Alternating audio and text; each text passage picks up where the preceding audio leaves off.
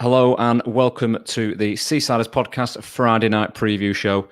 I think we should do this really is pay our tributes to His Royal Highness the Prince Philip, Duke of Edinburgh, who sadly passed away today, aged 99. So everyone from the Seasiders podcast would like to share our thoughts with the Queen and of course the Duke's family and all those who knew him.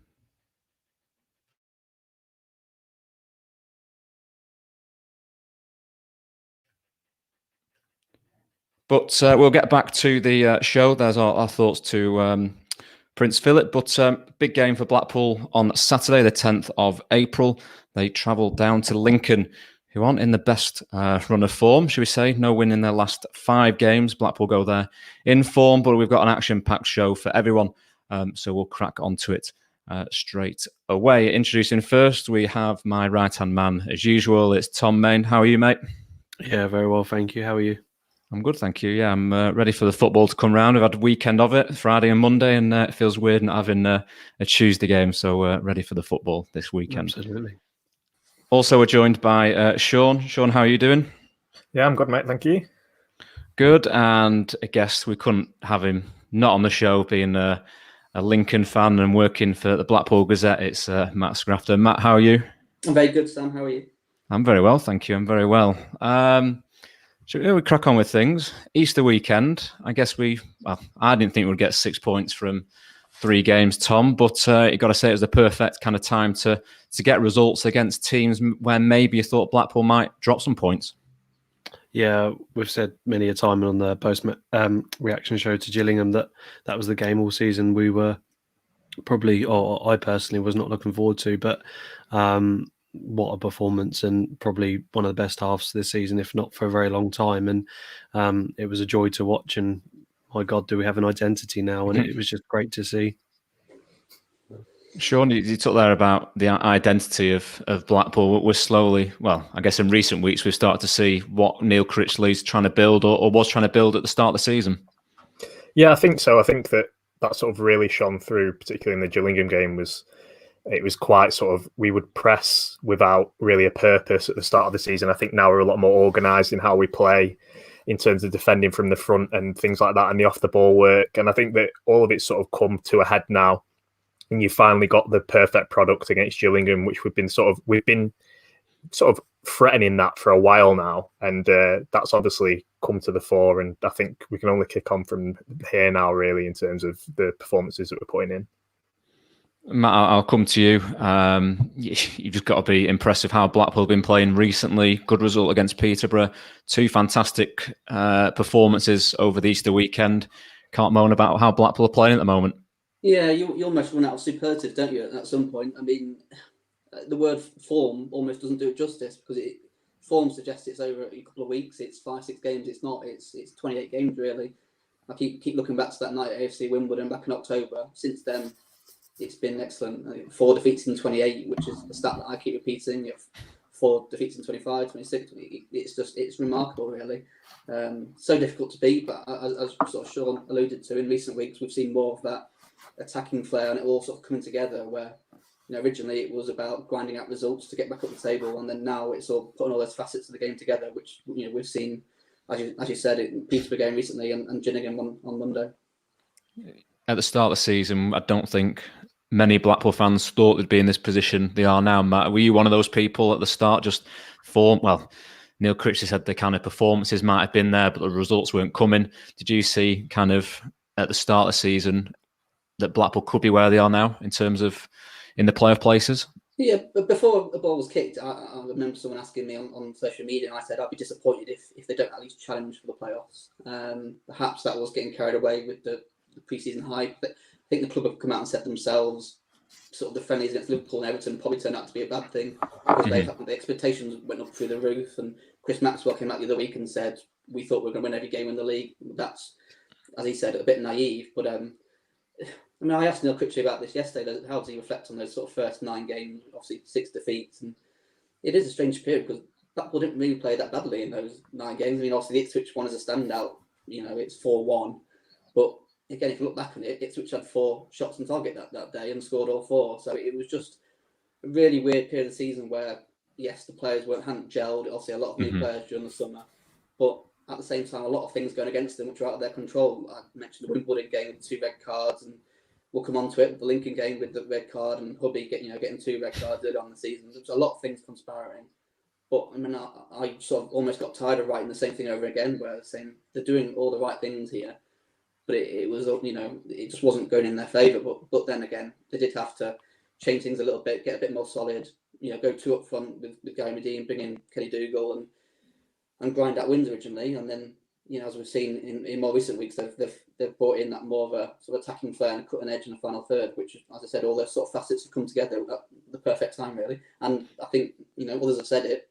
Right now, they're probably the best team in the division, which, if you'd said that back in, October, that would have been quite a crazy thing to say. It's just so annoying that those 9 games, how they turned out. But I do think they probably turned out to be a good thing because, they come through that period and they've learned their lessons.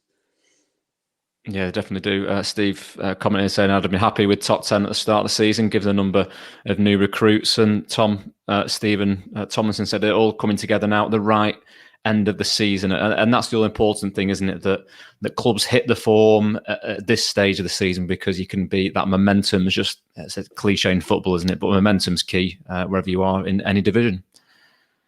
Yeah, I think I said to a Lincoln fan earlier, not that we've peaked or we're going to run out of momentum, but you almost feel like that how long can this continue? Like Matt said, form doesn't do it justice, and it sounds bizarre, but when we went 3-1 up or 4-1 up, or against Oxford when Ballard scored that second goal, you almost think we're probably not going to concede, and we can continue with this great shape, and we can win this game as well. And the next game, I'm not saying it's over when it's the second goal. We've been there before this season, but the more the season goes on and we get to know this team, and the moment we get a 2-goal lead, or we're comfortable in possession, and the mentality we shown, for example, against Peterborough, it's almost like it's 2 different seasons. And I remember after that Wimbledon game, I just said this can't continue, and it hasn't, and it's just incredible. Actually, it's actually the mind boggles, I think, because we're not used to it because we haven't had it for years, but our stats are just sensational, and long may it continue. I guess one thing, Tom, is that the big shame at the moment is Blackpool fans can't be inside the ground to see this side play, because they're just playing some wonderful football at the moment, and the crowd, and having spoke to some players on social media, they love the fans to be there because of the football they're playing and just sharing those moments with them. Yeah, I think we'd maybe possibly even play better if Bloomfield Road was rocking, or the weigh-ins were making a lot of noise. You can almost G them up a little bit more. Obviously, it can have the reverse effect, but despite its flaws, it's been incredible to be able to watch every game, or have the ability to watch every game, and I speak on for every fan on that, because we haven't had that facility in the past, so at least we've had that, and we can connect with the players on social media, and and we've seen that energy come through in the last few months. So won't be long. Matt, in some respects, and I'm going to flip it over, at the start of the season, you probably won't want crowds inside the stadium at that point, because the manager, the players would have been up for criticism. Blackpool fans are quite vocal when things are going well and when things are going wrong. So in some respects, do you think that helped the players in some ways?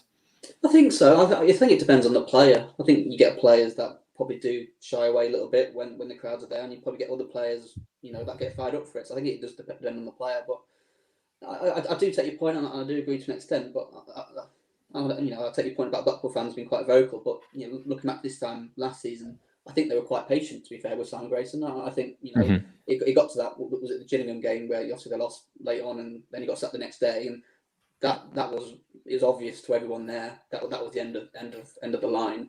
But apart from that, it wasn't like it was 8,000 people every week saying you're getting sacked or whatever. I think they were fairly patient. So I like to think, with all those factors at the start of the season and things going against them, because the being in the ground and you probably see it from a different perspective, you're a bit more patient. I like to think they were stuck with the team. And again, social media and everything, and not being in the ground, frustration with COVID, I think that amplifies everything as well. So I like to think the fans, the vast majority, would have stuck with them, especially, as I said, I think most of the folks early on were quite encouraging. So at least there were signs. It wasn't they were losing every week, and it was rubbish football as well. There were signs there that there was something there. And Neil Critchley, Matt, has probably got used to fans not being in the ground. Is it 2 or 3 games he's actually witnessed with a crowd? And obviously the away game at Fleetwood, he'll be a bit shocked when all the fans return, won't he? Yeah, 3 games, but 2 with full capacity, and then obviously the Swindon game with 1,000.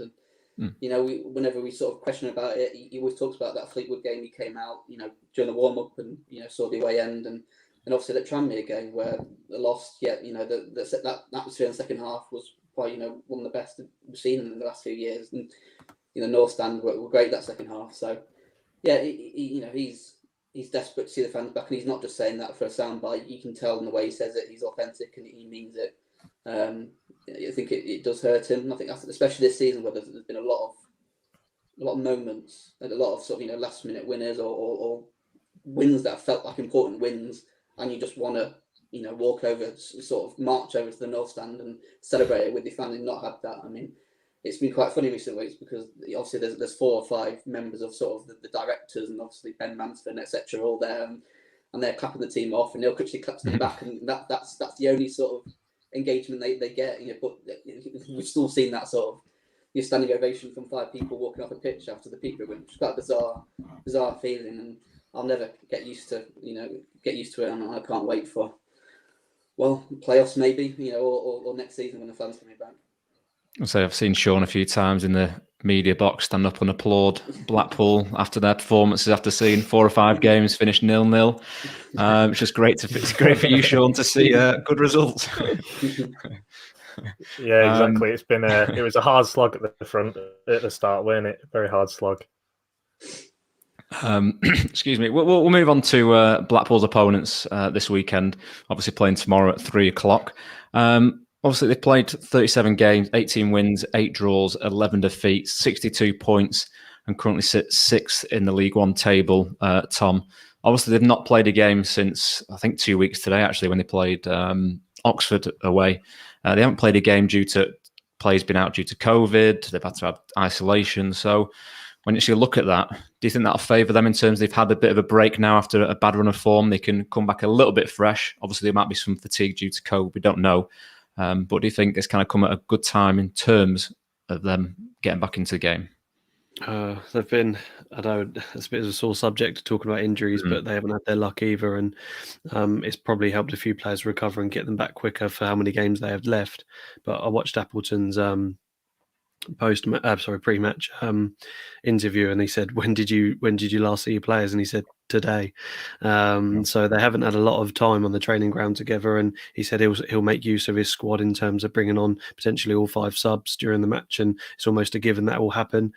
For me, they're a very decent side, and it's only 2 weeks out in football in terms. It's a while in terms of spending time together, but they, I think 20-30 minutes in, they'll probably soon get used to being back playing. It's a game we should take advantage of in terms of that match fitness, though. And if he's going to utilise that squad, then we're in a good run of form, and fingers crossed we can show our fitness and our momentum and drive past that. But I don't think it would have helped. But at the same time, it would have been good for their injuries. I don't know if Matt agrees with that, but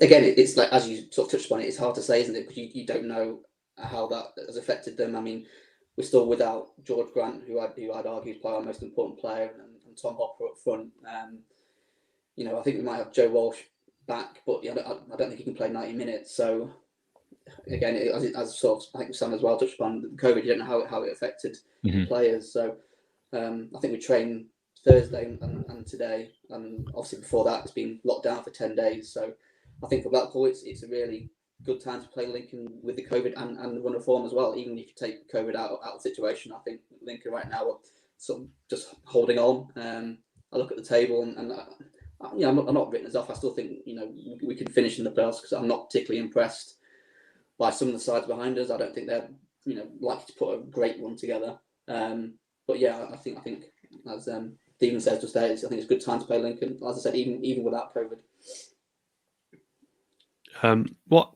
It's a bit of a weird one, because the EFL mentioned that there was no cases.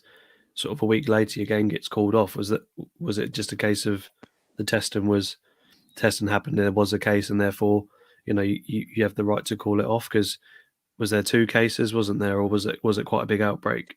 I don't know, and I won't, I won't want to, I don't cover Lincoln like I cover Blackpool news. Of course, I won't want to be, try and pretend that I'm an expert on this. I don't know. I mean, I think it's the second time we've had an outbreak, and the first time we did, I think we named the players and we gave specific details. This time it was just, a number of positives among players and staff. So and it forced a lock down the training ground. I mean, so I don't know. Fair enough. Yeah, I was going to say a question here from Fat Goat Sack. He says, Matt, a question for you. How are you finding Appleton as a manager? Obviously, you just said there you kind of follow Blackpool a lot and maybe not too much of Lincoln, but what have you made of his managerial style and what he's brought to the club? Yeah, he's been excellent. I'm happy to admit he proved me wrong, so I wasn't overly disappointed with the appointment. But after what all the Cowleys did for us, and we'll probably go down in history as our best ever management team, it was always going to be a tough.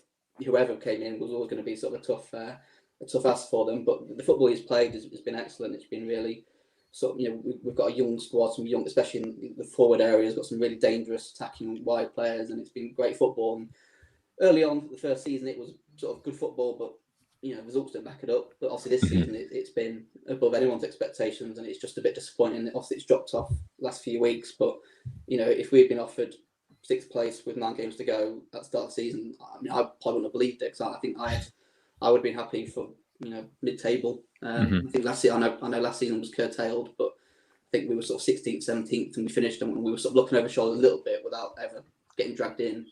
So to all of a sudden be in the top 2 for most of the season up until sort of March, that's beyond any of our wildest dreams. So I think Appleton's done a great job, and as I said, coming off the back of Cowleys, whose success was just off the chart, to not even continue that, take it to another level until recently anyway. We'll see what he does this season. But yeah, you can't give him enough credit really.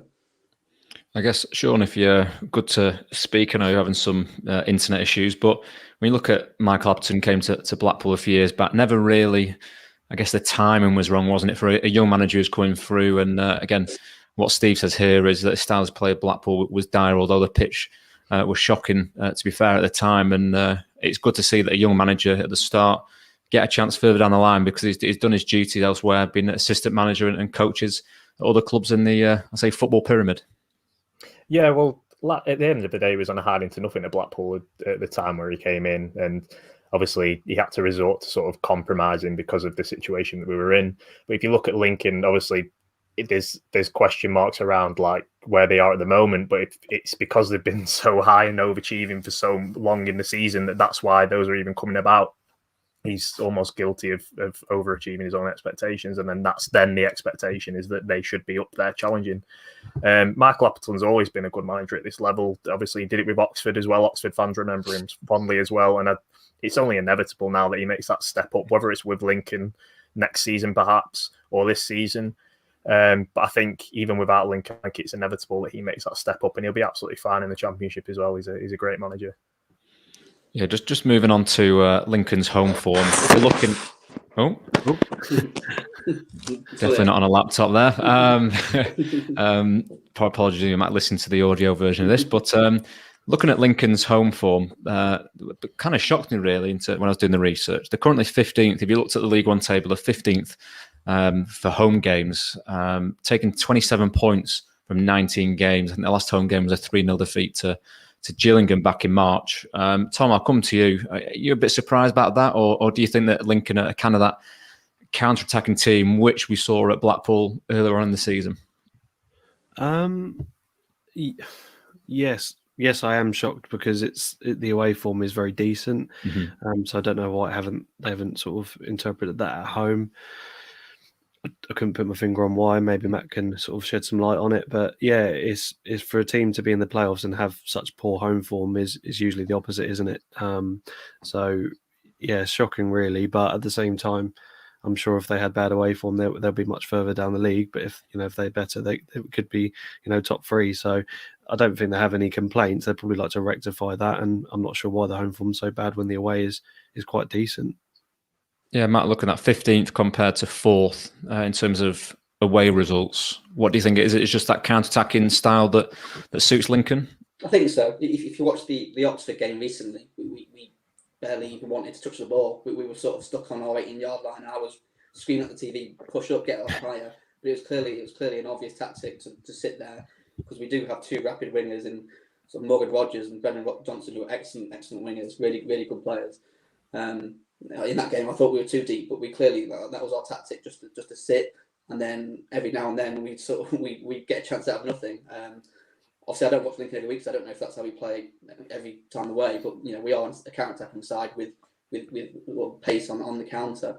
I would also argue, it's hard to make too much sense of home and away form this season without fans. But I know the last 3 or 4 years, touched upon the Cowleys again, that they made a big thing about the home crowd, and he was very interactive with the fans. They got them on side with the atmosphere and stuff like that. We've got supporters groups that he would obviously they would sort of engage with. So that was a massive part of our success under the Cowleys was sort of the Sincil Bank atmosphere. So again, that's just me. I don't know if that's the case, but that could be another factor into it where we have missed that atmosphere. But as I say, I think it's more to do probably with the counter-attacking style. Sean, coming in there and adding what Matt said in terms of maybe sitting off the ball and waiting for the counter-attack, would that suit Blackpool, or do you think that's something where Blackpool have maybe struggled in the past? When teams sit back and Blackpool can't break them down, then there's a little bit of frustration. Is that something you can maybe see happening in tomorrow's game? I don't think so now. Obviously, it was an issue earlier in the season. But I think that the creative players have got sort of more of a license to roam, get in between the lines now. I think there's less defensive responsibility on the likes of Kai and Embleton than there was previously in terms of playing out wide. I think now when that's the case, you can get men in behind. I mean, you look at Gillingham and how they set up. It was quite easy for us to get in behind in terms of, you look at Embleton constantly always on the move, always finding that space to play through the thirds. Blackpool are so efficient now at getting the ball from back to front, but on the ground and playing it through the lines rather than resorting to direct play. And when they can do that and they're able to do that, then you're going to beat any side, no matter how they come up against you. Obviously, there's the example. We've sort of beaten every style of team now that you've come up against. Gillingham was that final sort of hurdle that you're like, can they adapt to this? And they did. So I see no reason why it can't be the same against Lincoln. We'll fingers crossed and hope Blackpool can pick up 3 points come 5 o'clock tomorrow. Just a stat on there, 35 points taken from 18 away games for Lincoln. Scored 55 goals, conceded just 40. That's just over 1.08 per game with a 15-plus goal difference. So they definitely know where the back of the net is. And Matt, if I come to you first, and we'll come back to Tom and Sean. George Grant, I believe he's out tomorrow, but he's been a key player for you, you and Lincoln. 15 goals in 42 appearances this season. How big of a loss will that be for the Imps tomorrow? Yeah, he's proved to be a big loss already. Sort of last 2 or 3 weeks. I mean, his career was sort of going nowhere before he came to us. He showed a lot of promise with Notts County and Luton, but he was sort of stuck. We had all the talent, but didn't seem to be putting it together. And he's obviously, we've sort of made him captain. He's been the linchpin of our side. I'd also pick out Liam Bridcut as well. He's been missing, and he's been a massive miss. I mean, he's been a more of an experienced head in that midfield where we have all that sort of youth sort of getting around him. He's been a big miss as well. So I think Bridcut and Grant, and they're probably the two big misses.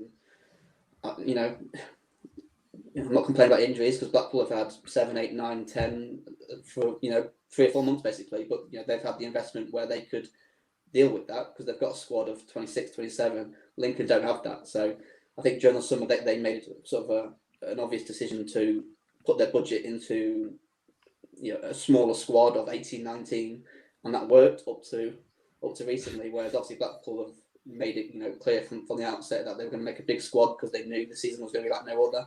And we've clearly seen since January really. I think it was that Wigan game where there were 10 players missing during COVID and injuries as well, and then they'll win that 5-0, which was just. I know it's Wigan, but it was just remarkable how well they've done without all these players. But you look, you name these players that are missing. I know they're coming back now, but I think it was 7 recently. And then the team they're still able to put out with the bench as well. It is remarkable. But again, that comes back to the investment from Sam Sadler during the summer. Okay, just before I go to the two, at the start of the season when we're saying 21 players have come into the club, I think it was, and nearly as many left. At the time, were you thinking, God, that's too many players? But in hindsight, the club have been quite clever. One, doing it before the budget system came in, the salary cap, which is now gone. But do you think it was Blackpool being very clever at the start of the season, knowing that there will be games called off and it will be Saturday, Tuesday if those games do get cancelled or postponed?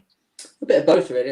It was 17 in and 21 out, and then obviously that was the back of the January window where they brought 12 in and 12 out as well. So I wrote, before the season, it is too much.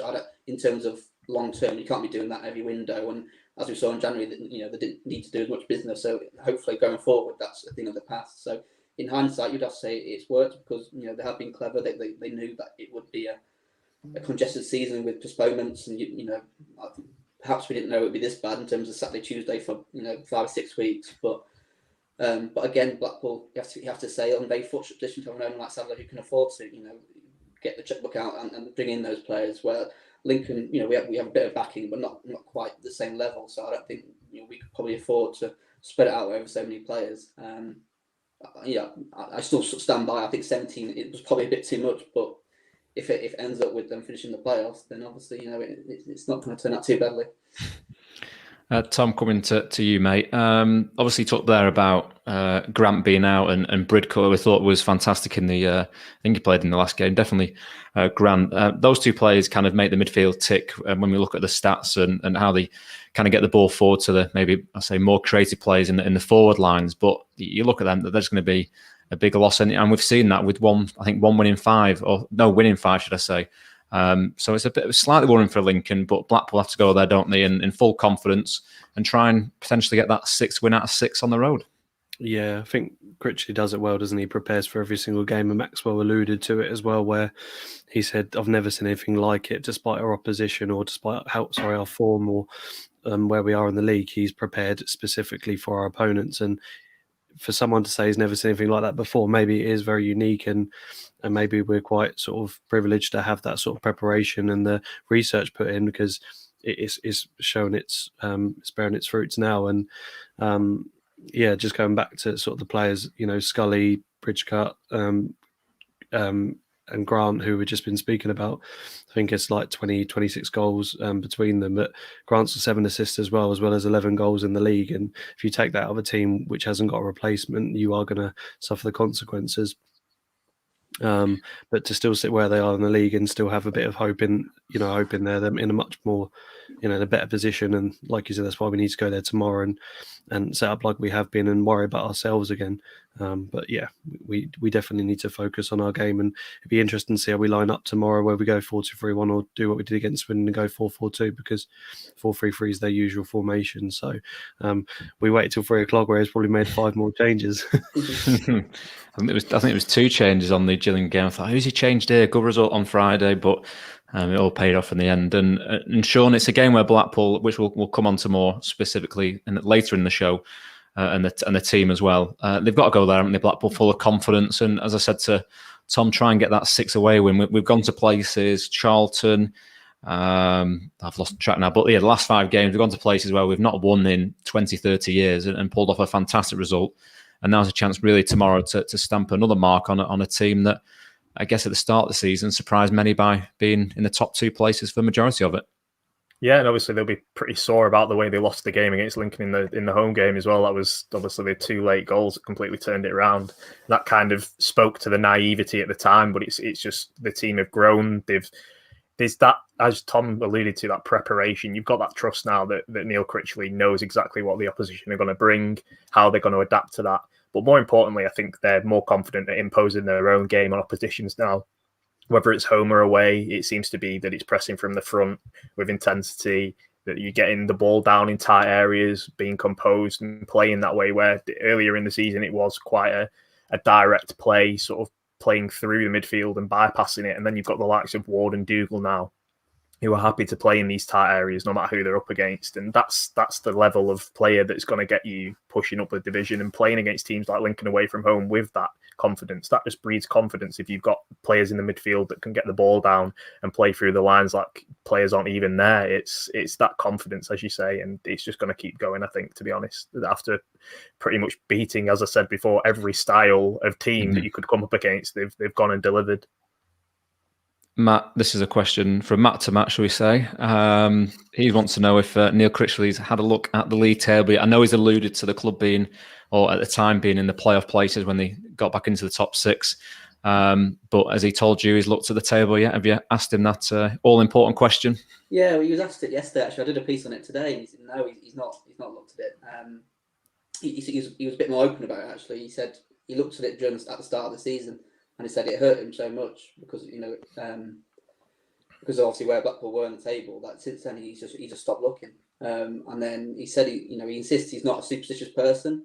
He's just got into the habit of not doing it. So he actually said he was watching the Lincoln game the other week against Oxford. Obviously he was on Sky on the Friday. And at the end of the game, as it always does on Sky, the league table pops up, and he said he turned his head away straight away, walked out the room, got a cup of tea or whatever. So he's still sticking to that. He's always insisted at some point he's going to have to for mathematical reasons or whatever. But I mean, obviously, those guys in the media sort of allude to it. We don't spoil it for him, but we allude to, for example, Monday was big against Gillingham because Gillingham were in the league table, and he knows Lincoln are only a point behind them in the table, so he's not stupid. He knows where they are. But I also just find it interesting that Jerry Yates said on Monday that the players that look at it, I'm not so sure if I believe that one, but we'll trust his word. At one time on the 3rd of October 2020, I'm sure he definitely wasn't looking at the league table when Blackpool lost 3-2 to Lincoln. CJ got Blackpool under a great start with a goal in the 17th minute, and then George Grant from the penalty spot in the 25-minute mark. Bit of a end-to-end in the second half with Dimitri Mitchell scoring in the 82nd minute, but 2 late goals from Lincoln. Another George Grant penalty in the 85 minute after James Husband was sent off, and then Monsma, is that how you say his name? Yeah, he's Dutch. He scored the all-important winner in the 88th minute for the Imps, and you look at that game and how Blackpool have come on. Husband. Matt, I'll come to you first, actually, on this one. Again, you see him live, and I guess Sean in some respects as well, most recently. But he's turned his kind of Blackpool season around, hasn't he, after getting that red card and playing at centre-half. I was a bit worried when we see the team sheet and you've got Garbutt on the left and Husband in the middle. But you've got to say him, and whether he played with Ballard or another centre-half partner, he's been superb at the back. Yeah, I always thought that was a bit overplayed. Obviously, it's not a good look if you get 2 red cards in the space of a few weeks or whatever. It's never good, but I always thought it was a bit harsh when he was then playing centre back a few weeks later and found like, oh God, this is, he's a very good defender, always has been, and he never let that pop nose, he's never let that ball down. But he has got that streak in him. I can't remember if you remember Southend at the start of last season when he got that red card out of just ridiculous red card. He's got that's part of his game clearly where he is quite passionate, isn't he? He's quite emotional, but he's a fantastic defender. So I've got no problem with him playing centre back, but I think what the biggest thing I would say is the praise for Neil Critchley for keeping that faith, because he said over and over again, I never lost faith in Hubby. I think if you look back at the incidents, they were just sort of crazy. I don't know if it was positioning or what, but the Charlton one sticks out where it was just a long ball over the top, and it Chuks and Ike, who's clearly very strong, pacey strikers, just outmuscled him, and he's brought him down. And then the Lincoln one again sort of got wrong side of him, and it was 2 individual sort of moments of madness, but Hubby's proven over last 2 seasons or so that he's a very good defender. So, like many players, players centre back this season for Blackpool. I think that's 9 partnerships they've had this season, and the other week I had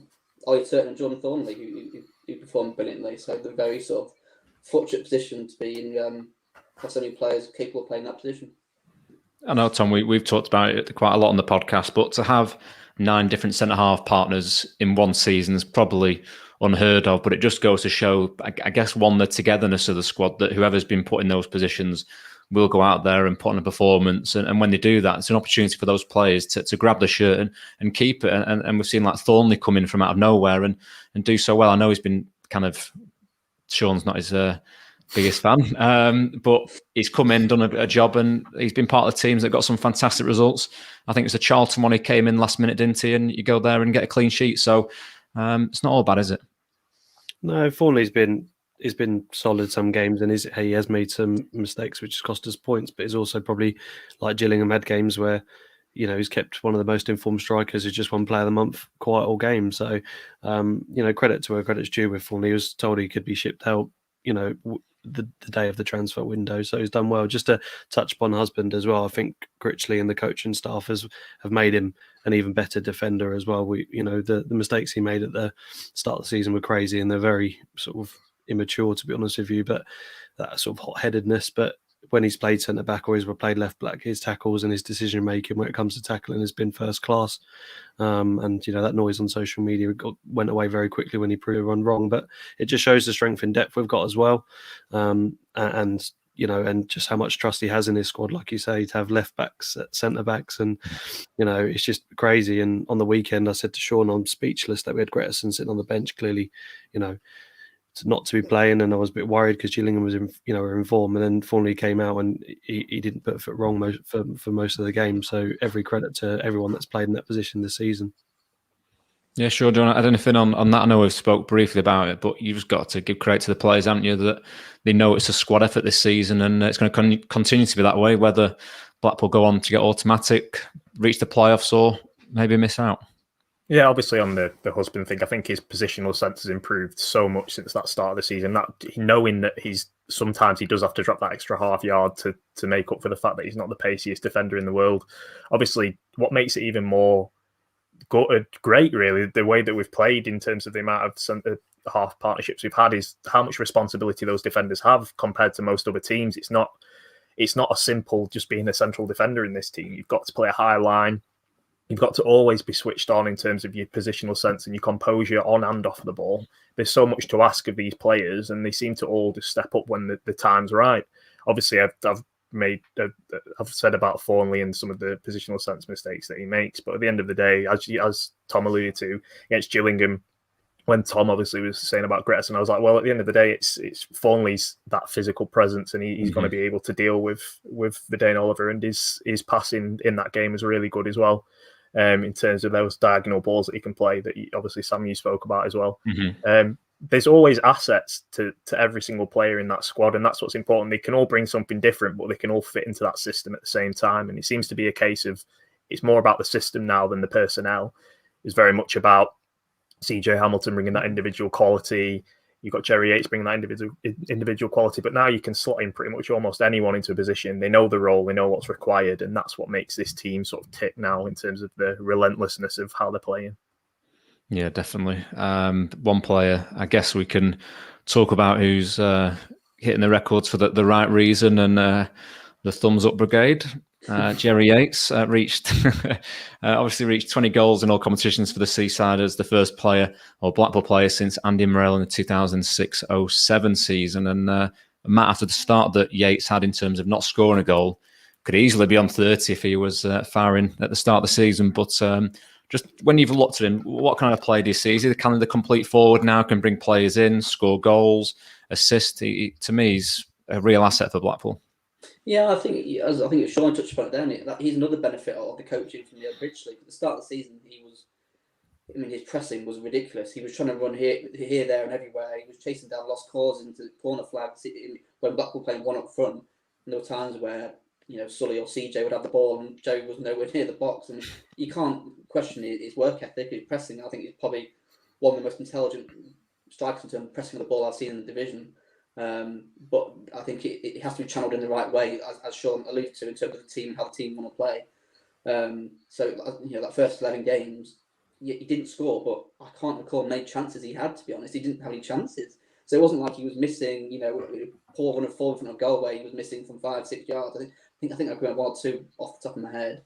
But since then, Blackpool got him into positions, and Neil Critchley touched on it yesterday, where yes, we want you to press. Yes, we want you to win the ball, high the pitch for us. But we also want you in the 6-yard box because you are our number 9. You are our striker. So I think he's been one of those who's really improved. He knows his game inside out. He knows what he needs to be doing. And as I said, if you just watch Joey play for 5 minutes, just watch how he presses. He doesn't just sprint head down to the left back. He picks his moments. He picks his players. Mm-hmm. He might let that one player have the ball because he's not particularly great at the ball. Where the next one, if for example, a Brig cut, he'd be straight onto him. Very intelligent, and he's probably a side of his game that's probably underrated. Obviously, gets all the attention, rightly so, because of his goals, which is obviously a massive bonus, especially in recent weeks. But I think it's his pressing which has sort of impressed me from the start, but now it's been channeled in the right way. Tom, that was something we were saying, weren't we, at the start on especially a lot of the Friday shows, is that his work rate's there, and I can see he wants to fight for the cause, but just wasn't being in those right areas. And last few months, 4 or 5 months, should we say, he's been in those 6-yard boxes, he's been closing down. He's especially when he's playing up front on his own, he's come to show what a player and why we signed him at the start of the season. Yeah, I felt for him at the start of the season. I said it a couple of weeks ago on the pod that we talked about that Plymouth game, didn't we? And his sort of passing map and his heat map was in both corners of the pitch and never in the centre.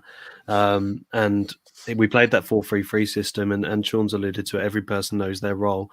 And now we work together as a team like that. He is so effective. It's ridiculous. And as Matt said, the way that not only Jerry, but Blackpool press in spells. Now, Peterborough was brilliant. We let Peterborough have the ball, but the moment we wanted to press, we hit him really hard, and we got the ball back, made opportunities, and that has become, because we've signed players like Dougal and Ward in centre midfield has been incredible, and we just know our job so well now. And I can't talk highly enough of Jerry. I got called obsessed on here the other week, and his technical ability, his touches, his flicks, his passes, his intelligence, his pressing, but to add to that, the finishing that he brings to the team around the keeper when he's got a player to his right that he could just pass the ball to. He goes through against MK Dons, make that one opportunity count. He scores goals from outside the box like he showed against Peterborough. And the flick against Gillingham just is another different goal he's added to the game. So, yeah, without him this season, would be so much further down the league. And, credit to the team, but his individual season has been phenomenal. Yeah, Sean, just your thoughts. Obviously, you've watched him in a few Blackpool games this season. Tomorrow, the first time, I think, for a while, you get to watch him on TV, not going to a game. But what does he actually bring to this Blackpool club? I know you're very into kind of diving into the stats and how players play. Yeah, I think obviously Matt was saying about the knowing when to press and pressing in the right areas. Like I was sort of alluding to at the start of the season, it was that sort of naive. Every fan goes, oh, well, we'll just play high press. We'll just play the passing football on the ground. But it's like you have to structure that. You have to know when to press against certain players at certain times. Different teams can manage the ball better. You look at MK Dons, for example, they're so good with the ball at their feet at the back that it's probably best to just sit off them initially at the back and just let them have that ball and sort of close the passing lines for them and things like that. And that's where the difference has come in recent weeks, I think, and that intelligence. And we've got so many intelligent players in the team, and I think Yates is probably the most intelligent. I keep saying that he's the best Blackpool striker that I've seen in my lifetime. I think he is, in terms of all-round quality. I think it's very rare. I think you either get one or the other in League One. You either get someone who's so good off the ball, or you get a finisher. You don't tend to get both in the same player. And that composure that he shows in front of goal, his intelligence off the ball, his work rate, his pace, there's an expectation now that when he picks up the ball in the final third that something's going to happen for Blackpool. And I think that's priceless in this division. And I think it's just only going to go on from here. You think he's got so much more development to go. He's got years and years of his career left, and he's already looking like he's going to be superb at any level at this point. But yeah, he's absolutely superb to watch. And as Matt said, you just watch him for 5 minutes off the ball. It's amazing, really. I remember there was a game recently. I can't remember which one it was, but there was the 5 minutes added on, and he's 94th minute. He's pressing down in the corner flag like it's the start of the game again. It's that sort of relentless nature that seems to be instilled in everyone right now, and he is the main man for that. I was going to say, I've kind of go towards the dugout towards the end of the game. So if I go to Blackpool and do the photography, and I can hear Calderwood just shouting at every player, whether it's Sims, Yates, Ward, Dougal, you name it, they're constantly saying, keep pressing, and that will pay off in the long run. And Matt, we're seeing, just as I said, that togetherness, aren't we, coming together, that even if the game's 4-1 like it was against Gillingham, which will come to the third goal because some comments come in, but they didn't want to let anything slip, did they? Even in the 90, was it 10 minutes added on? I think it wasn't. Yeah. There wasn't. Yeah, even in those 10 minutes, that you've got to keep pushing, because if that one mistake can cost you maybe goal difference or anything, it's important that what's been said on the touchline and on the training ground is converted into a match day, and that's what we're seeing, isn't it? Yeah, we've had a bit of bad luck, haven't we, with injured linesmen that moved for the rest of the season. Yeah, it was bizarre, wasn't it? You could forgive them for not necessarily sitting off and seeing the game out, but Gillingham weren't necessarily going for it. I think if you saw their body language, that they had sort of resigned themselves to defeat. It was 4-1. Can't really blame them for that. So you forgive Blackpool for sort of seeing out the rest of the game, passing around, without, safety fitness. I can't see them ever doing that, because that's not the way Neil Critchley operates. Yeah. But as you said, it was almost like they were more intent on scoring in the 96th minute than they were in the first minute. Obviously, that's not the case, from the scoreline, but it was just relentless. It was really impressive to see. And in some respects more impressive than some of the stuff we saw before the games getting to that point. And that's what's really impressed me the most. That sort of that attacking play. We saw against Gillingham really, which we didn't see early in the season. But as I touched upon earlier, it's that all those facets are coming together now. And again, as Sean said, whoever's playing seems to know exactly their role, defined role, and fits in perfectly. And that really bodes well for the final 9 games, isn't it? Definitely. Dartboard Video Productions on YouTube has said, I spilled my drink at the third goal on Monday, and I think someone's just, let me find the comment, it's gone right up. There we go. It's Gareth says, anyone seen a better team goal than our third goal this season? He did mean the Gillingham game, and just from passing from, I think it was Ward or Dougal that switched the ball to Garbutt, and it goes from there. And Tom, I'll come to you. Just when that goal goes in, you just see how comfortable players are on the ball, how they can move the ball in tight spaces. Something they've obviously done in the training ground, turn and movement. It was just a fantastic goal to see, wasn't it? Yeah, and sort of it was one of those moments where everything just kind of worked, from the first flick to the pass out wide, and then Kai's movement after he passed the ball, and then a beautiful pass to him. And I was just glad to see it hit the back of the net, not clearly because it was a goal, but Kai deserved that, and to hit it from where he hit it from, and directly, like, that sounds stupid, but straight in the corner, gave the keeper, a decent keeper, no chance. And you just kind of thought at that point, it was one of those goals where you think, we really are that good, and we really are, that hard work and the research and the preparation, and just that, the team mentality is just shined through. So yeah, it was incredible. I said to Matt on the podcast earlier, that is probably the best sort of goal we've scored this season in terms of team. Other than that, you've had the Wigan goal, Virtue, but other than that, I can't remember many team goals. We had that Hull goal as well, where we had a few passes, but nothing like that. So it was either the Wigan goal or that goal for me. Just a quick one, really. I think we briefly spoke about it a few weeks ago, but talking about pricing here, Liam, a friend of mine, just says Plymouth want $3.5 million for Jeffcott, so Yates has to be worth more. If not, surely other people have said maybe, I think $7 million was mentioned by Cliff. If Blackpool get some serious money, Matt, offered in the summer from, I think Forest have been a team interested, and a few other Championship clubs, you've got to think of the investment, haven't you? What can Blackpool do with that money, whether it's invest in the team again? What are your thoughts? Is it someone where he thinks Blackpool could be a long-term project, or I guess he's so ambitious, isn't he, to get as high as he can in the Football League, or maybe Premier League? To be honest, I wouldn't pay a great deal of attention to those links recently. I think they were very sort of opportunistic, that they came out in the morning after that brace against Peterborough. So clearly, I imagine scouts have been coming to watch him play. Why wouldn't they? Of course, I mean, he won't be the only player who's been watched by teams in the Championship and higher up. But why would Blackpool need to sell him? Blackpool, as we touched upon, in a very good position. They've unlike, in the Austin years, they've tied down their best players down to long contracts and good contracts. So I don't see it as an issue, to be honest. Obviously, is anyone going to offer 4 or 5 million for? Yes, he's had a great season, but it's his first sort of. First season in League One where he's done well, so I can't see it being an issue. If I was a Blackpool fan, I wouldn't be getting too bothered about it. What I would say is I think it's a bit of a worthless exercise talking about fees. I mean, it depends on the circumstances. I mean, people say Tony at Peterborough and Jeffcott. It depends on club to club, depends on player to player. Tony's had 3-4 years of scoring regularly. Yates has had 2, but one in League One. They're different ages. The circumstances of the clubs in terms of how wealthy they are and how desperate they are to sell. The good thing is Blackpool are in no position where they have to sell, so it's a very strong position to be in. I'm sure there'll be teams looking at him and other players as well.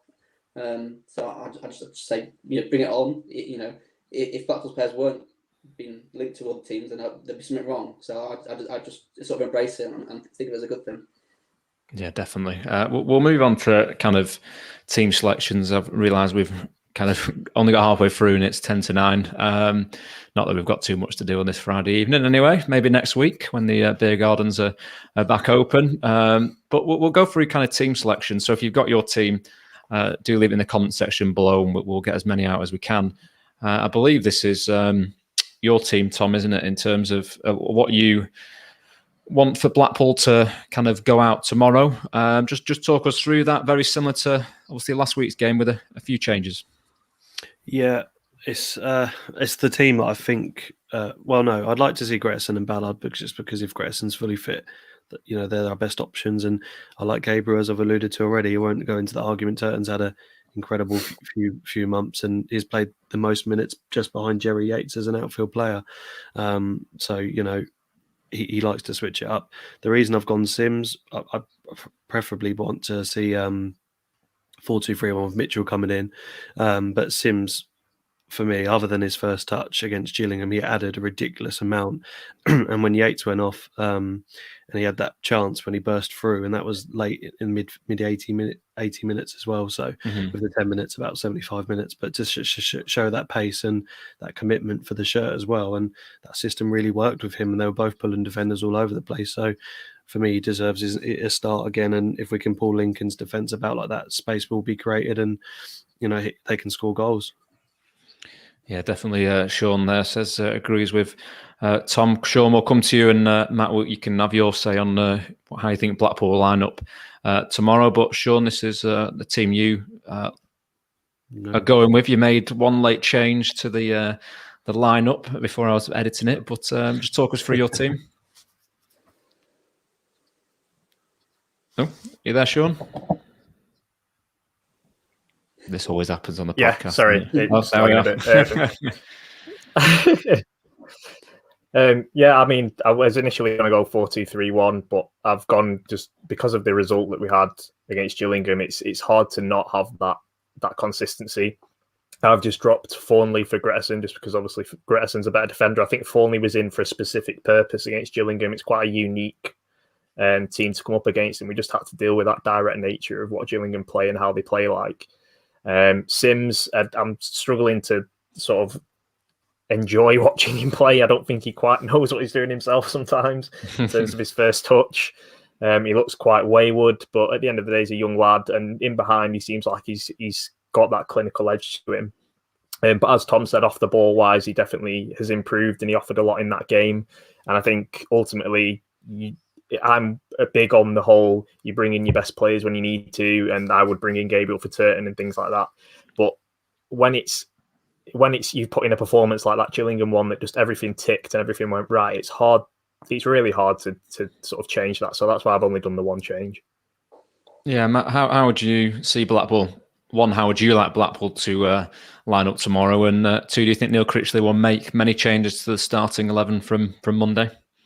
Yeah, I've given up second guessing what Neil Critchley did with the team, to be honest. Yeah, I think it was the other week, wasn't it? After the Plymouth game, when Dimitri Mitchell was man of the match, and the next game was on the bench. So, as we've mentioned, Critchley sees something in the opposition that he wants to counter. So, I don't know. It is a guess, but I think I've got a suspicion he might go to 4-2-3-1 tomorrow with Embleton just off Yates and maybe Mitchell on the right wing for Sims. But there isn't a great deal he can change it anyway. I know we talked about squad depth, but I don't think there's that many changes he can do anyway. Maybe Gabriel for Turton, and obviously the centre back issue as well.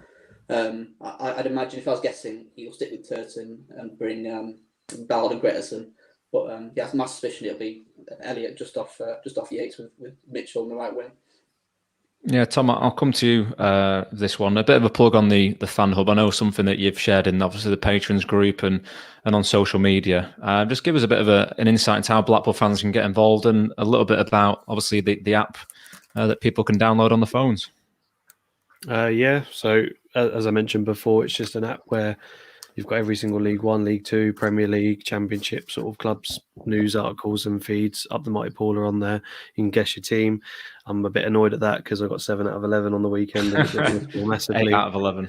10 out of 11, like 6 weeks in a row. But it's just somewhere where podcasts are, and you can just literally read the team news, and it's really easy for me to read Lincoln's and Gillingham's and just catch up with what's going on with them before the game as well. So it's a really decent app. There's like 130 Blackpool fans on there now. There's only 30 a few weeks ago, so I think we're enjoying it, and it's good to see us on the leaderboard. Yeah, definitely. So if you check that out, it's on the App Store or the Android store. So it's called the Fan Hub. Get involved and have a bit of fun with all the Blackpool fans. But some of the fans have got some team stuff in. Comments which are on the screen before. Gareth says, have the Viking and Ballard played together much this season? Josh says, George Grant is the GOAT. definitely a Lincoln fan there. Alan Garford says can't drop Turton, as well as Tim Thielen says Critch ain't going to drop Turton. And then Gareth says again, Mr. Reliable, Mad Life of Kieran. He says it's going to go for Maxwell, Ballard, Gretson, Turton, Garber as the defence, with Dougal, Ward, Embleton, Kai in midfield, with Sims and Yates up top. Anyone else got their team in? Richard, it's just jumped from me, to be fair. Excuse me. Richard says Maxwell, Ekpiteta, which maybe we've seen him back in training. Maybe it's a little bit too early for him, but he's gone for Ekpiteta, Gretson, Garbs. Gabs and Garbs back four. Ward, Embleton, Dougal, Kai forward, and then Yates and Apter. Interesting. Maybe bring the youngsters in at some point. Liam Ellis says Turton start and then bring Gabriel as right mid when in front is a great option to have. Something he did on Monday against Gillingham. Dan BFC, he says, thought we might go 4-2-3-1 to counter a midfield three with Hamilton and Sims and Gretson for Thornley. And a few other. Coach Critchley, great to have you on the podcast again, as ever on a Friday night. Unleashing my 3-4-3 formation tomorrow. There's an exclusive, so Blackpool fans, just beware. We've had a few other teams in, so great to see everyone joining the selection there. And Matt, briefly, just the manager's part of the podcast before we do the score predictions.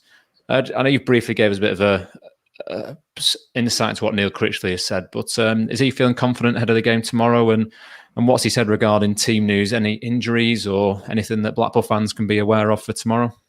No, I think no. He said it's no fresh concerns from Monday, so I think it'd be largely, as I sort of said before, largely the same. You know, they're getting to a better place now. I think Kevin Stewart his boots come off. Gary Dean's had another scan today, so I'll ask after the game tomorrow how that went. But that seems to be an ongoing one.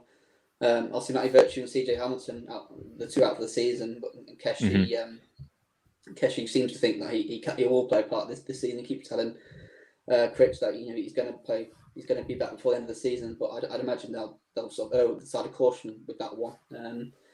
But it's looking better than it was a few weeks ago. But I'd imagine I can't see any other players being back fit. I mean, obviously Hubby was back on the bench last week. Tessa was on the bench, but Critchley said that was because of the Gillingham. Basically, if he was needed last 5 minutes to be a head on a stick, basically, head the ball away. But I don't think Marvin's probably up to speed yet. He'll probably be on the bench tomorrow, but I don't think he's ready to start just yet.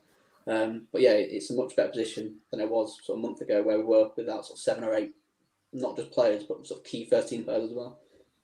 Yeah, it's remarkable way actually. Sorry about the comment on the screen since, haven't I? It just goes to show that there's strength and depth that we can have 7 or 8 players out and still put a strong team out. A brief look at Michael Upton. He's announced that a major boost out of Lincoln's return to action.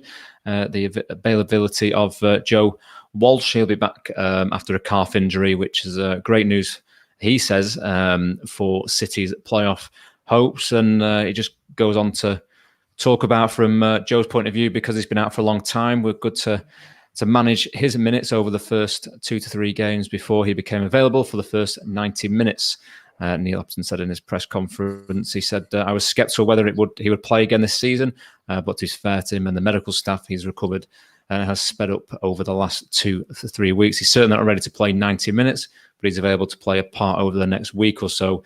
And in that week, we've got 3 games to play. In further news, Upton did go on to say George Grant due to ankle and Tom Hopper due to hamstring will play again this season, possibly in time for the last 3 games against Peterborough, Charlton and Wimbledon. So looking at those, Sean, key players missing, as we said before, and that's just got to give Blackpool and the fans confident. I know we don't want to be too confident going to a game, but seeing those players out and what he said, I'm going to use the word confident now. We've got to be confident going into it, though, but not overconfident. Yeah, really well getting to the point there, Sam. Thank you. We've lost a lot of goals in that. They've lost a lot of goals in that team. Obviously, with the injuries, that's Tom Hopper's obviously scoring goals as well. But Callum Morton's come back in. I'm a big fan of Callum Morton from his time at Northampton. He's never really been able to get going because of injury, but he works so hard off the ball, and he's a really good striker. And I think that he's someone at this level that can score a few goals. So he'll be really important in the back end of the season. So he's someone that we'll have to watch out for. But ultimately, as we've been saying for the past few weeks now, as long as Blackpool impose their game on the opposition, stay composed and professional, work well off the ball, I think regardless of the opposition at this point now, you've got to sort of favour Blackpool if they do everything right, that they know what to do. Yeah, definitely. We've just hit the hour mark, so we'll kind of finish off with score predictions. I've seen a few people get them in already, which is fantastic. I'll put them on the screen so anyone can see on all channels. Just before we go to move on, Gareth says same team as Gillingham. Why change it? We just won 4-1. Good point, to be fair. First one that Ray Gregson's got in, he's gone for a 2-0 win tomorrow with Yates getting a brace once again. It'll be good for him to make it 22 goals for this season in all competitions. And Tom, I'll come to you first. Your score predictions, and if Blackpool are to score, who's your Blackpool goal scorer? 2-0 Embleton and Yates. Nice. Very confident there. Not Sean? confident as I Bison's, on that note, has gone for a 5-0 Blackpool victory. So what are the odds of that then? I'll put a fiver on. Sean, your score predictions and goal scorers for Blackpool, if you've got them down to score? I'm going 3-1 Blackpool, got Yates to score twice and Ellis Sims to bag one as well. Interesting. Gareth says 1-1, Turton Screamer from 30 yards. We'll see. Josh says, I think we'll win tomorrow. Whenever I think we'll win or draw. Whenever I think we'll win, we draw 2-2 tomorrow. As I said, Bison's 5-0. Steve has gone for a 2-0 to Blackpool. Steve says 3-1. Dartboard Video Productions 2-0 to the Seasiders. And Mad Life of Kieran has gone for 2-1 Blackpool, Yates and Garbett to score. Matt, I'll come to you. Your score predictions or score prediction for tomorrow? Yeah, if I was a Blackpool fan, why not be confident? I mean, if there's any Lincoln fans watching, I'm sure they'll call me Judas, but yeah, I say 2-1 Blackpool, I think. But Sean, I wouldn't be surprised if it's 3-1 either. Say Yates and Ballard from a set piece. I'm going to go for a 2-1 Blackpool. I think we'll go ahead. They'll equalise, and then we'll get a last-minute winner. You've heard it there. Cliff Smith says 1-1. I'll take a point right now. A defeat is not the end of the world or of the season. However, another win would really be a big step towards securing a playoff place. And a question to the panel. Whoever wants to go in first, I guess. Is it defeat end of the world tomorrow? Tom, is it? It's not. When you look at if a defeat tomorrow happens. It's not the end of the world, is it? I think they'll be wanting to come out, won't they, and trying to secure their player place as well. But they've had 2 weeks off. Yeah, it's not by any stretch of imagination, not the end of the world. We definitely want to see a defeat. Just if we draw tomorrow, it's a positive result in some respects, but it depends on how the game pans out. If they absolutely batter us and we come away with a draw tomorrow, and it's one of those days at the office, then we walk away happy. So the good news about Blackpool is we're now in a position where our games in hand, I say, don't matter, but we were initially relying upon them, saying we need to win all our games in hand to make sure we get playoffs. But because the run has been so decent, avoiding defeat is probably priority. But the way we play at the moment, and I'm not calling us Man City, but you kind of expect us to go into every game and have that instruction and that role and attack every game, and you're not surprised by a victory anymore. But at the same time, if we're not on our game, we know how vulnerable we can be. So it's not the end of the world, no, as long as the performance stays the same. There we go. Steve agrees. We're 4 points clear as 7th, so it's not the end of the world. Great comment there, Steve. We'll finish off with all the score predictions. I think we're on AMAC. He says 1-0 to Blackpool. Sully Kai to get the only goal of the game. I think he's scored quite a few times when Blackpool have won 1-0. Luke says 3-1 to the Seasiders. Richard goes 4-0 to Blackpool. Yates, Embleton, Kai and Ward. Fancy Ward to score. Does Steve as well? And Matt and Sean, I'll come to you guys for this one. Just talks about Grant Ward. He's been fantastic this season. Recent article about his versatility. But Matt in midfield over the last 2 games especially has been a key part in there with Dougal. Yeah, I think Neil Critchley quite appreciated it when I asked about it on Monday as well. He doesn't normally like to pick out one player after, especially a 4-1 win at Gillingham where everyone was exceptional. He's not normally the kind of person to say, "Oh, this player was excellent." He always says it's a team effort, whatever. But so I was quite surprised how sort of open and honest he was to say, actually, Grant Ward deserves more credit than he's got. So I think he quite appreciated that. I did bring that up, and again, sort of similar to what I said about Jerry Yates, just before. If you just watch him for 5 minutes, you just watch. He's defending. He's ran 20, 30 yards to win the ball back in the corner flag, and then 10 seconds later he's at the other end. Recycling the ball, keeping it in the final third, keeping attacks there. Winning first balls and second balls, and that's key to the way Blackpool want to play, where they maintain their pressure in the final third. He's been superb, and he came in sort of looking at him as a number 10. He started as a number 10, I think it was at Lincoln actually, where he didn't really do a great deal. And right wing, and I remember speaking to the guys who cover Ipswich for their paper, and they sort of said he always sort of saw himself as a centre midfielder, but he never got the chance at Ipswich. So he's now got that chance with Blackpool, and you have to say he's took it. And again, it just goes back to, we all thought Kevin Stewart being out the injured would be a massive blow. It was, but they've coped. Kenny Dougal comes back in, and Matty Virtue out the season, massive blow. Yet, you think, can these players play 90 minutes every game at the tempo and they do, but they just seem to get better. So yeah, he's been excellent, but so has everyone recently. So it's really good at the moment. Sean, I guess that just shows that the manager, if he believes in you and that you can play in that certain position that you can play, you go out and play your best football, and that's what we're seeing from Grant Ward at the moment. Yeah, it's the composure on the ball, I think, that's so important for a player like Ward. I mean, you look at the midfield now, I'd probably say Ward and Dougal are one of the best partnerships, if not the best partnership in the league. It's that intelligence in defensive responsibilities, always got the right position in at the right time. As I was saying before, playing in the tight areas. These things you take for granted when pardon the pun, but you take for granted really when you think of League One, you think of the style of football that you stereotypically see at this level. To have a player like Grant Ward who just saunters through games, does his business well, and then goes off the pitch and does it again the next week, it's something that you kind of become accustomed to. But other teams will be looking at the players like Grant Ward and thinking how much they'd wish they had a player like that in their team. And he's so important in terms of setting the tempo and setting the control in the midfield. Blackpool were quite in the season, when you think of other games where we would lose the midfield battle quite easily, you'd have Virtue and you'd have someone like Dougal, and they'd be opposite types of players and they'd be quite stretched in midfield because they're doing different roles. Whereas they're so in tune with each other and so well balanced in the midfield that it just works perfectly. And Ward's absolutely made for that central midfield role, and I can't really believe it's taken this long in his career for him to be played in that position. No, it definitely goes to show good management skills from Coach Critchley are finally paying off with Ward. But a few more score predictions there before we say our goodbyes for tonight. Matt says 1-0 to Blackpool. Luke Garbett to score. Talk about that man. Ward will score one of three for Blackpool, says Callum. 3-1 to Blackpool with Ward, Kai and Yates getting on the score sheet. Wayne says 3-1 to Blackpool as well. Garbett, Kai, free kicks. And Yates with the goal there, very specific, like Tom with the 2 penalty shouts.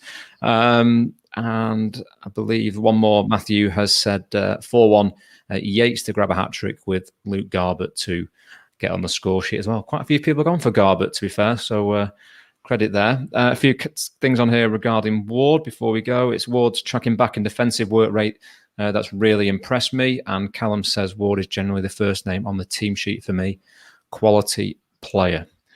But we'll finish there. It's just gone 9:10. Again, I want to give a huge thanks to Tom and Sean for all they do in the week, obviously with the podcast, and thank you both for coming on this evening. Yeah, no worries. You're welcome. And Matt as well, great to have a bit of an insight from you, obviously from both camps, especially Blackpool and behind the scenes with the manager's stuff. So it's been great to have you on the Seaside podcast once again. No, it's a pleasure coming on. Thanks for having me. No worries. Well, that's it for tonight's Seasiders podcast. Hope you've all enjoyed it as much as I have. If you haven't already, make sure you hit that like button and subscribe to our social media channels. And we're edging closer to that 1,000 subscribers on YouTube. So if you haven't already, hit that subscribe button and the notification button so you don't miss any of the action. Don't forget the Seasiders podcast. We'll be back tomorrow from 6 p.m. to review the match. So, as I said, clear schedules and make sure you join the regular team. I think it might be the same lineup this week. Tim, John, Matt, and Nick will hopefully be in the hot seats to discuss Blackpool's win, draw, or loss. We'll have to wait and see. But let's hope Blackpool can make it 6 wins out of 6 on the road. Good night.